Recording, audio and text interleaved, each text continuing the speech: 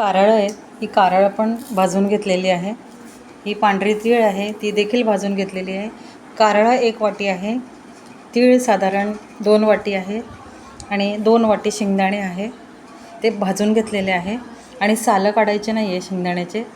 कढीपत्ता आहे, तो पण मी भाजून घेतला आहे. बघा कुरकुरीत झालेला आहे.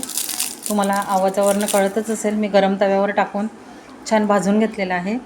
2 लसणाच्या गड्ड्या मी निवडून घेतलेल्या आहे. थोडं जिरं पण भाजून घेतलेलं आहे, म्हणजे जरा चटणीला चव येते. आणि मीठ लागणार आहे आपल्याला. आणि हे सगळे जिन्नस भाजून मी आता मिक्सरमध्ये एक एक करून काढणार आहे. लसूण सगळ्यात शेवटी काढायचं आहे. लसूण, जिरं आणि जेवढं पाहिजे तेवढं जे मीठ आहे ते मीठ आपल्याला वरतून टाकायचं आहे. फक्त लसूण आणि जिरं नंतर शेवटी काढायचं आहे. आणि ह्या जिन्नस जे आहेत ते आपण मिक्सरमध्ये काढून घ्यायचे. एकदम बारीक अशी पावडर न करता अशी भरड पावडर करायची आहे. आणि चटणी तशीच छान वाटते. आणि अशा पद्धतीने आपण कढीपत्ता, तीळ, शेंगदाणे आणि कारळं यांची चटणी करणार आहोत. ही चटणी अतिशय सुंदर होते बरं का.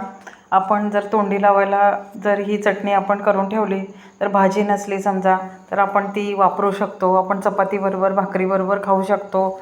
मुलांना टिफिनमध्ये देऊ शकतो. कारळं परत अजून तीळ ह्या आपल्याला पौष्टिकच आहे आपल्या शरीरासाठी.